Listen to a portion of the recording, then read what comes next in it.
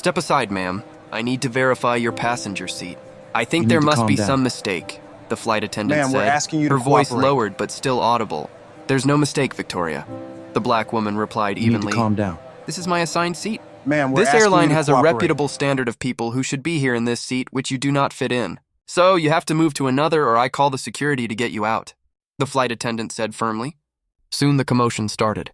Passengers reached for their phones, capturing what would soon become one of the most expensive acts of discrimination in corporate history.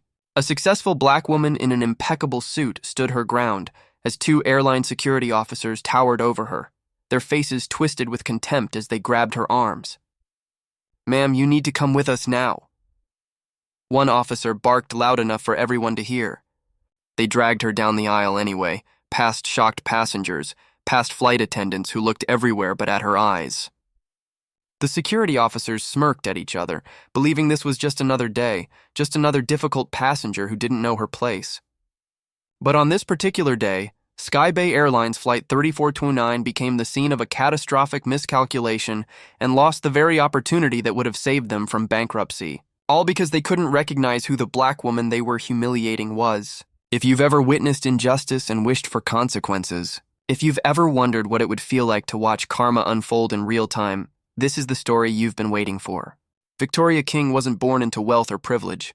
At 48, she stood as a testament to what determination can build against all odds. As the founder and CEO of Global Transit Solutions, she controlled the largest travel logistics empire on the planet, a company that decided how and where Fortune 500 executives and their teams travel globally.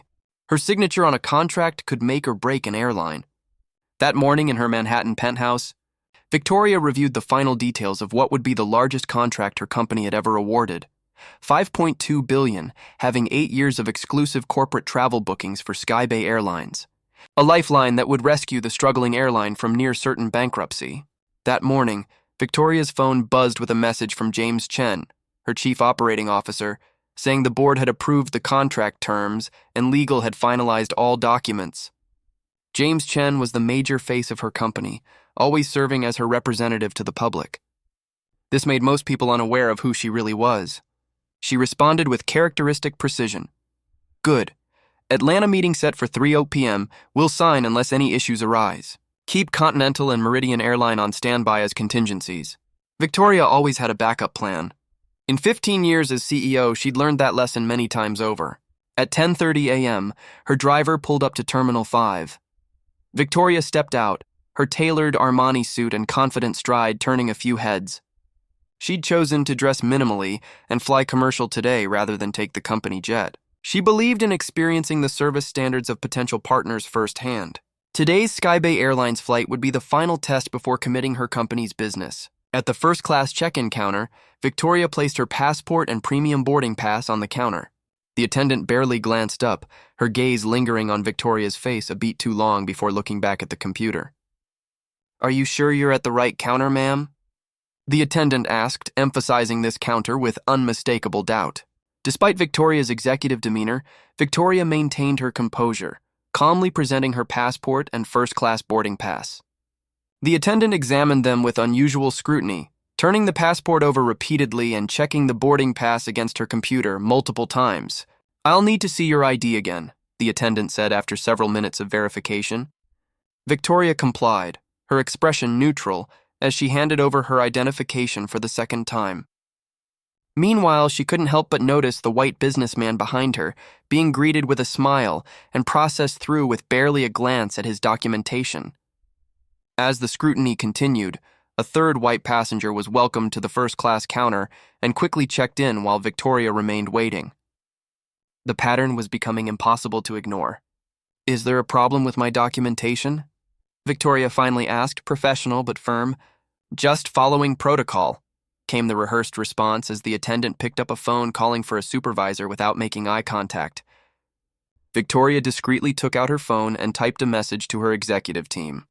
"Flag on Skybay Airlines." The supervisor arrived promptly, taking Victoria's documents and beginning the verification process anew as if the previous 20 minutes of examination had never happened. "Miss King, could you verify your destination today?" the supervisor asked, despite the information clearly printed on the boarding pass in her hand. "Atlanta," Victoria replied simply. And the purpose of your travel? Victoria noted the question, one rarely asked at check-in, especially in first class. Business, she answered, the irony not lost on her that the business was a $5.2 billion contract that would save this very airline. After nearly 30 minutes at the counter, while other passengers continued to be processed efficiently, Victoria was finally cleared to proceed, but not before the supervisor added a small notation to her boarding pass. What does this mark indicate? Victoria asked. Just a routine security designation, the supervisor replied with artificial brightness. Nothing to be concerned about. That routine designation became immediately clear at the TSA checkpoint where Victoria was directed to step. Aside for additional screening, while other first-class passengers moved through the priority lane, unimpeded, we'll need to conduct an additional search, a TSA agent informed her, pulling on blue nitrile gloves. Victoria stood in silent observation as her meticulously packed belongings were removed one by one. The agent roughly handled the contract folder, creating a small tear in the corner of what happened to be the signature page of the multi-billion-dollar agreement. Her grandmother's pearl earrings were dumped carelessly onto the metal table. One pearl bounced off the edge and was stepped on by a passing agent, cracking the heirloom. "Sorry about that," the agent said without looking up or making any move to retrieve it. Victoria picked up the damaged pearl herself, pocketing it rather than returning it to the case. As she reorganized her scattered belongings, she took out her phone once more, documenting the damage with discrete photographs before sending another message to Chen. By the time Victoria reached the gate, Flight 3429 was showing a 40-minute delay. When boarding finally began, she waited with other first-class passengers, mostly white businessmen, exchanging casual conversation about golf handicaps and market fluctuations. No one acknowledged Victoria's presence. As she approached the gate agent, Victoria presented her boarding pass. The agent scanned it, then paused, looking from the screen to Victoria's face with poorly concealed surprise. "First class is boarding now," Victoria said gently. "Yes, I see that," the agent replied, her tone suggesting she saw something else entirely. She scanned the pass again before reluctantly letting Victoria board. At the aircraft door, the flight attendant's practiced smile faltered when Victoria approached. "Welcome aboard," she said, her eyes dropping to Victoria's boarding pass. "Oh, first class is to your left." The note of surprise was unmistakable. The first-class cabin was half empty as Victoria found her assigned window seat 2A. As she settled in, the white man in his 60s, already seated in 2B, glanced up with undisguised annoyance, shifting to create more distance between them. Despite the generous proportions of first-class seating, soon a different flight attendant approached. "Excuse me." Victoria looked up. "Yes? I need to check your boarding pass, please." Victoria maintained her composed expression as she retrieved the boarding pass that had already been verified multiple times. The flight attendant studied it with peculiar intensity. "I think there must be some mistake," she said finally, her voice lowered but still audible. "There's no mistake," Victoria replied evenly. "That's my assigned seat." The man beside Victoria cleared his throat theatrically. "Is there a problem here?" he asked the flight attendant, speaking as though Victoria weren't present. "I paid for a peaceful first-class experience." The flight attendant gave him a conspiratorial smile. "I'm just double-checking something, sir." "Well, I'm not sure she's in the right section," he continued. "These seats are quite expensive."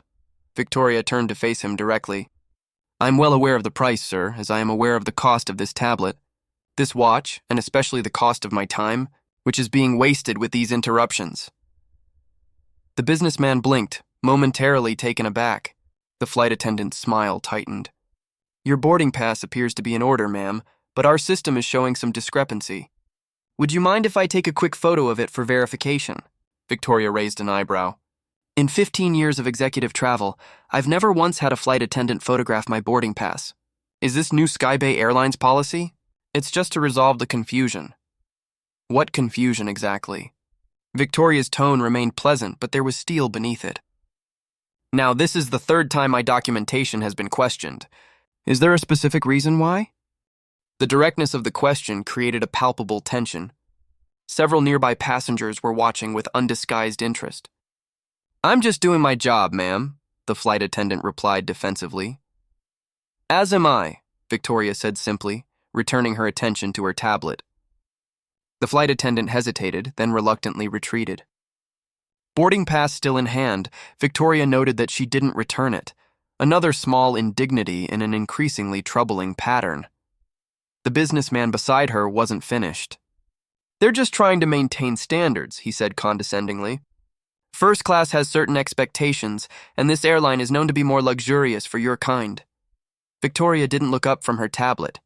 "My kind can afford even more luxurious airlines than this." His face flushed at the rebuke. But before he could respond, the flight attendant returned with the purser. "Ma'am," the purser began coolly, "my colleague has brought some concerns to my attention." Victoria looked up calmly. "What concerns specifically?" "There seems to be some question about your seat assignment." "There is no question about my seat assignment," Victoria corrected gently. "Your colleagues have verified my boarding pass multiple times. I am in my assigned seat. The only question is why I am being repeatedly asked to justify my presence here." The businessman beside her chose this moment to interject again. "Look, I don't mean to be rude, but I don't think she belongs in first class. It's creating an uncomfortable atmosphere." The purser didn't correct him nor defend Victoria. Instead, she gave him an understanding nod. Victoria watched this exchange, then picked up her phone and began typing a message. "Ma'am, can I see your boarding pass again?" the purser asked. "No," Victoria replied calmly. "You can't. Your colleague has already taken it for reasons that remain unclear. This is now the fourth time my right to occupy this seat has been questioned. I have shown my documentation repeatedly. I will not participate further in this exercise." The cabin had grown eerily quiet. Even passengers in economy still boarding through the aisle had slowed to observe the confrontation. "If you cannot provide your boarding pass," the purser began. "I did provide it," Victoria corrected her. "Your colleague retained it without my permission. If you're unable to locate it within your own system or among your own staff, that is a failure of Skybay Airlines, not of my documentation." The businessman was now openly smirking. "Maybe you should just move her back to economy where she'd be more comfortable," he suggested to the purser. Victoria turned back to the purser. "I will remain in my assigned seat. I suggest you direct your attention to the completion of the boarding process rather than to the continued harassment of a legitimate first-class passenger." The confrontation had reached an impasse. The purser reluctantly retreated, but Victoria knew this wasn't over. The looks exchanged between crew members, the whispered conversations, something was still brewing. 30 minutes into the flight, an uneasy calm had settled over the first-class cabin. The seatbelt signs were off, drinks had been served. Though Victoria noticed her request for water came significantly after her seatmate received his scotch, and passengers had settled into their routines. Victoria noticed movement at the front of the cabin. The purser and flight attendant engaged in intense conversation, occasionally glancing in her direction.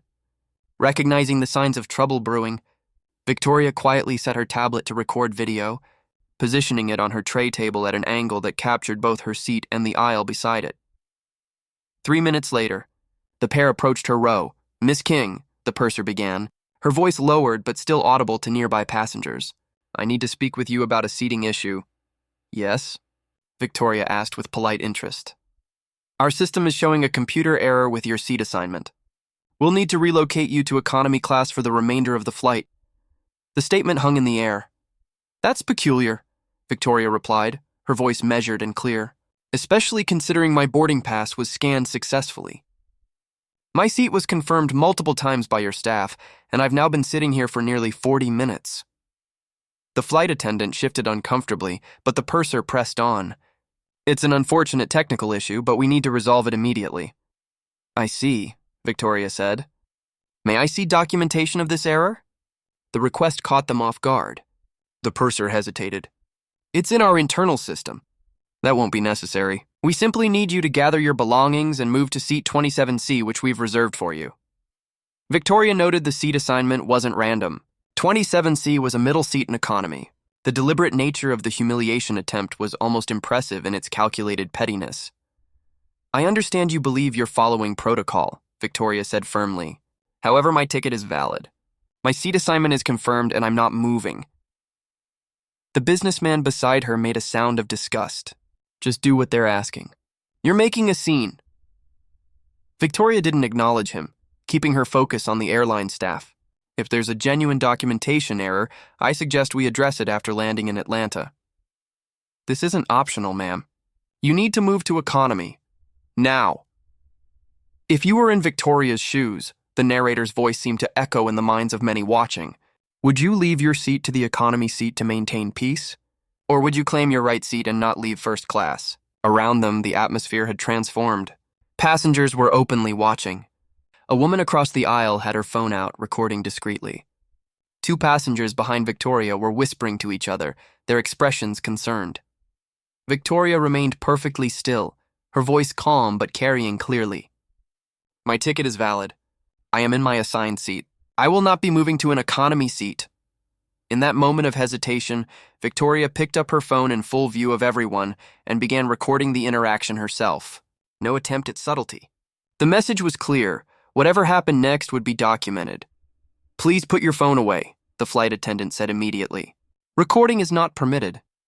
That's incorrect, Victoria replied. FAA regulations don't prohibit passengers from recording interactions as long as they don't interfere with crew duties or flight safety. I'm simply documenting this conversation for accuracy. The purser's face had flushed with anger. This is becoming disruptive. I agree, Victoria said calmly. It became disruptive the moment you attempted to remove me from my legitimate seat based on an unsubstantiated claim of computer error. I'm simply sitting in my assigned seat reviewing business documents and causing no disruption whatsoever. 3 minutes passed in tense silence. Then the cabin speakers crackled to life. Ladies and gentlemen, this is your captain speaking. We're experiencing a minor security concern that requires our attention. As a precautionary measure, we'll be making an unscheduled landing at the next international airport. This is just a precaution and we don't anticipate any danger to the aircraft or passengers. Please remain seated with your seatbelts fastened. The announcement sent a ripple of concerned murmurs through the cabin. Victoria felt dozens of eyes turn toward her, passengers making the connection between the recent confrontation and this sudden diversion. Victoria understood immediately what was unfolding. The security concern was her, a fabricated escalation designed to remove her from the aircraft entirely. With deliberate calmness, Victoria picked up her phone and sent a text to her executive team informing them of the happenings. The aircraft touched down in Charlotte and taxied toward a small gate rather than a regular one. Victoria understood they weren't planning to deplane other passengers. This stop was for her alone. Through the windows, she could see security vehicles with flashing lights approaching. The captain's voice came over the speakers again. Ladies and gentlemen, we'll be stopped here briefly while security addresses our situation. Please remain seated with your seatbelts fastened. Victoria closed her tablet and placed it in her purse along with her phone. She straightened her suit jacket and waited, perfectly composed, as the aircraft door opened and footsteps sounded on the jet bridge. 2 uniformed men entered the cabin. Airport security officers with the contracted police insignia of Sky Bay Airlines visible on their shoulders. They spoke briefly with the purser who pointed directly at Victoria. The officers nodded and began making their way down the aisle toward her. Victoria could feel the collective tension of the other passengers. Some were still recording discreetly. Others looked away, the human instinct to avoid witnessing humiliation overriding their curiosity. The officers stopped beside her row. Ma'am, we need you to gather your belongings and come with us. Victoria looked up with the same composed expression she had maintained throughout. May I ask why I'm being removed from this flight? The crew has reported a disturbance, he replied vaguely. What disturbance specifically? Victoria pressed, her voice clear enough to be heard by nearby passengers. The officer didn't answer directly. We can discuss this once we're off the aircraft. Please stand up and come with us now. Victoria recognized the tactical evasion, but also understood the power dynamics at play. With deliberate dignity, she sat boldly and refused to be moved. After seeing how unreceptive Victoria was, the security grabbed her hands and dragged her down the aisle. But she maintained her composure, fully aware that every passenger was watching, many recording it on their phones. What none of them could see was that Victoria King wasn't just leaving the aircraft. She was mentally rewriting a $5.2 billion contract and calculating precisely how this morning's humiliation would transform into one of the most expensive customer service failures in aviation history. I'd like to understand the specific reason for my removal, she said. calmly as they walked her out. I have a right to that information. The flight crew reported your disruptive behavior as a risk to the flight, the second officer replied, falling back on the vague accusation. That's not a specific reason, Victoria countered evenly. What behavior precisely was deemed disruptive? The officer's grip tightened rather than released. A telling response that revealed this was about power, not compliance. Victoria said nothing more but cataloged the increasing use of force against her continued cooperation. As they reached the end of the jetway and entered the terminal, the second officer spoke into his radio, requesting additional assistance. The terminal gate area was crowded with travelers waiting for other flights, their heads turning at the unusual sight of a well-dressed black woman in a business suit being forcefully escorted by airport security while a group of passengers recorded the scene. The public nature of the spectacle seemed to further agitate the officers. Just keep moving, the taller officer growled, his hand now gripping Victoria's upper arm with bruising force. You're hurting me unnecessarily, Victoria stated, loud enough for nearby witnesses to hear, her voice still controlled but clearly documenting the excessive force. The second officer moved to her other side, and together they accelerated their pace, now practically dragging Victoria between them as they cut through the crowded terminal. Her heels barely touched the ground as they forced her forward. The indignity of the treatment at stark odds with her professional appearance and continued composure. Travelers stopped to stare, many instinctively reaching for their phones. In the digital age, scenes of perceived injustice spread like wildfire. In this image, a poised black woman in business attire being forcibly dragged through an airport terminal by two white officers was striking in its visual discord. What did she do? Someone in the terminal called out. Nothing, responded one of the passengers who was recording. They're removing her for sitting in her assigned first-class seat. The officers increased their pace, nearly lifting Victoria off her feet as they approached a side corridor, leading away from the main concourse, away from witnesses, away from documentation. It was at this moment that the situation took an even darker turn. First class in this airline is not for some people, the taller officer muttered, just loud enough for Victoria to hear. The comment wasn't meant for the witnesses or even his partner. It was intended for Victoria alone. They ended at a nondescript door marked security personnel only. With a swipe of a key card, the second officer opened it and they began to pull Victoria through. It was in this final moment, as she was being dragged across this threshold into a non-public area, that Victoria King finally broke her silence with words that would prove prophetic. This will be the most expensive mistake Skybay Airlines ever makes. Her voice was calm, measured, and utterly certain. Not a threat, but a statement of fact delivered with the confidence of someone accustomed to making billion-dollar decisions. The taller officer snorted dismissively. Yeah, we hear that all the time. The door closed behind them, cutting off some witnessing passengers from direct observation, but their phones had captured everything. The unnecessary force, the racial comment, Victoria's composed warning, and the officer's dismissive response. Within minutes, those videos would begin their journey across social media platforms, the first ripples of what would soon become a tsunami. You'll need to provide a statement explaining your disruptive behavior on the aircraft, the second officer said, placing a form on the table in front of her. His tone suggested this was a formality, the outcome predetermined regardless of what she wrote. Victoria didn't touch the form. I'd like to make a phone call first, the taller officer laughed. This isn't jail, lady. You don't get a phone call. Actually, Victoria replied evenly, according to TSA regulations, passengers detained by airport security for non-criminal matters retain the right to communicate with outside parties. The precise citation of regulations they themselves likely didn't fully know caught the officers off guard. They exchanged another uncertain glance. And what important call do you need to make so urgently? The taller officer asked mockingly. Important business meeting, huh? You have no idea, she said quietly. 3 words spoken without heat, yet containing within them the absolute certainty of someone who knew precisely what forces she could bring to bear, what consequences would follow, what reckonings were already in motion beyond the walls of this small, harsh room. 20 minutes had passed since Victoria was brought into the security room. 20 minutes of her sitting in composed silence, refusing to fill out their incident report, requesting only access to her belongings and permission to make a call. After seeing how uncooperative she was, they gave her back her things. "You can have your things back," the taller officer said, sliding her purse across the table with deliberate carelessness. His earlier confidence had begun to fray, replaced by a vague discomfort he couldn't quite name. Victoria reached for her purse, examining its contents with methodical care.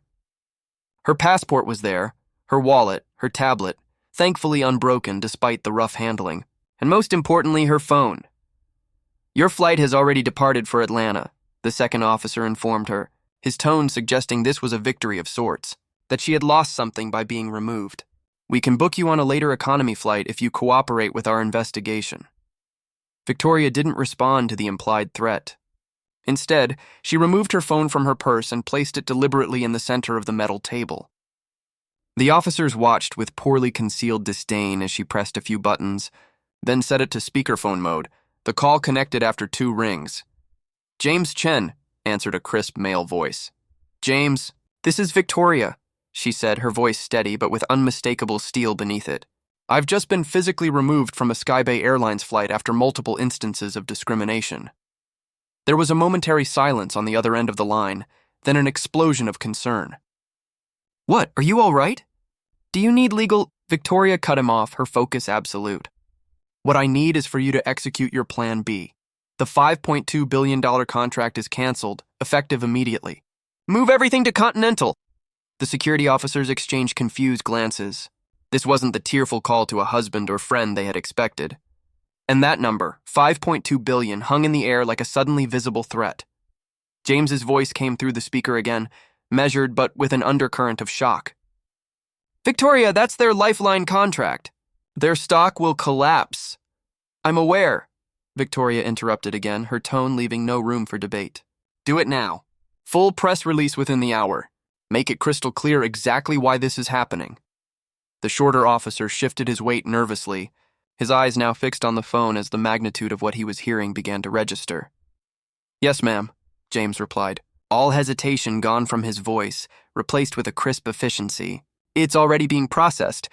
The Continental representatives have been on standby since your earlier texts. They're prepared to meet immediately." "Good," Victoria said. "And James?" "Yes? Make sure the press release includes specific details.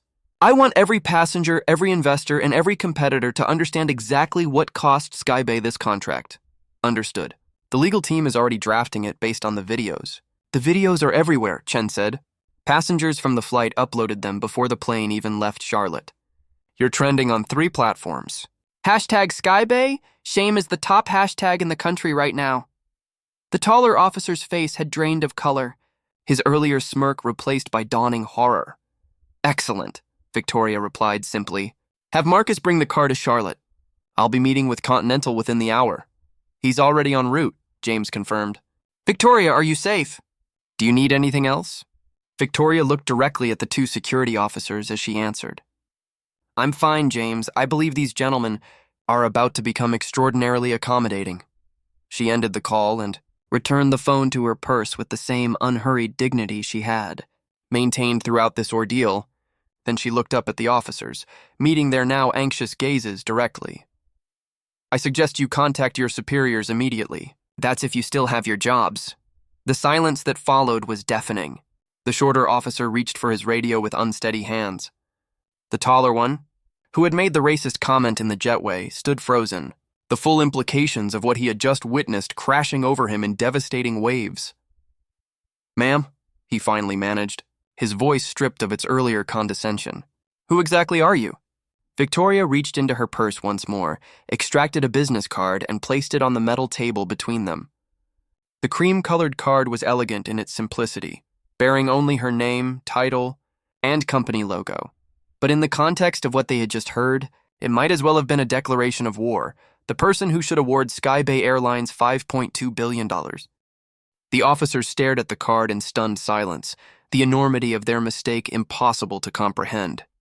This wasn't just a case of misidentification or discriminatory treatment, though it was certainly all of those things. This was a catastrophic error with financial repercussions that would echo through an entire industry. Meanwhile, 200 miles away in the executive boardroom of Skybay Airlines' New York headquarters, chaos had erupted. What do you mean GTS pulled out? CEO Richard Harmon shouted, his face flushed with disbelief. The contract signing is tomorrow. We've been working on this deal for 8 months. The chief communications officer stood ashen-faced at the end of the table, her tablet shaking slightly in her hands. Sir, Global Transit Solutions has just issued a press release formally terminating all contract negotiations effective immediately. They've announced they're moving their entire corporate travel program to Continental Airlines. That's not possible, Harmon insisted. No company pivots a $5 billion contract overnight without warning. There must be some mistake.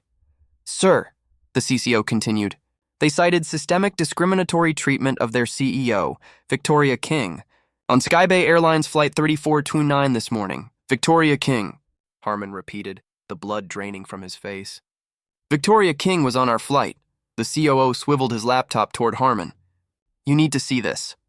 On the screen, a series of videos played in succession. Victoria being confronted at check-in, Victoria being questioned about her seat assignment, Victoria being dragged from the aircraft, Victoria being pulled through the terminal while an officer made a racist comment. Each clip more damning than the last, each spreading exponentially across social media. Oh my God, Harmon whispered. The CFO pointed to the wall of digital displays. Our stock has gone down. Trading may be halted if it continues. Get her on the phone, Harmon demanded. Get me Victoria King right now. We've tried, sir, the CCO replied. Her office says she's unavailable.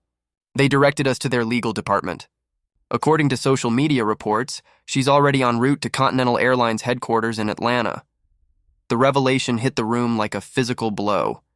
Not only was the contract lost, but their competitor would now secure the very lifeline Skybay had been counting on. Back in Charlotte, Victoria stepped into a black Mercedes at the VIP exit. For the first time since the ordeal began, she allowed herself a moment of genuine emotion, a deep breath carrying the weight of accumulated indignities. As the car merged onto the highway toward Atlanta, her phone chimed. A news alert flashed. Breaking! Global Transit Solutions terminates $5 Skybay Airlines contract. Shares plunge 27% and falling. At Continental's headquarters in Atlanta, CEO Thomas Reeves and his executive team were already waiting. Reeves extended his hand. We're deeply disturbed by what happened to you this morning. Thank you for coming on such short notice, Victoria nodded. I appreciate your flexibility, Mr. Reeves. Within the hour, she signed the largest corporate travel contract in aviation history with Continental Airlines, ensuring not only new policies of dignity and respect, but setting a benchmark the industry could no longer ignore. By contrast, Skybay spiraled into collapse. Its stock lost nearly 80% of its value within a day, executives resigned in disgrace, and 3 weeks later the airline filed for bankruptcy. 6 months later, Victoria boarded a Continental flight to Paris. At check-in, she was greeted by name before presenting ID. No scrutiny, no suspicion, only respect. Signs throughout the terminal read, "Every passenger deserves dignity and respect. If you experience or witness differential treatment, contact our passenger advocacy team." The Skybay incident had become a turning point. Complaints of discriminatory treatment across airlines dropped by nearly half. Hashtags like "respect is the minimum" trended as an industry-wide movement. Victoria settled into her first-class seat, reflecting not on revenge, but on change. Her ordeal had catalyzed reforms and mentorship programs for young Black women in leadership. She had transformed humiliation into progress, ensuring the cost of bias would never again be invisible. Skybay Airlines had vanished, its name a cautionary tale in business schools. But Victoria King's legacy remained, a reminder that dignity isn't a privilege, it's a standard,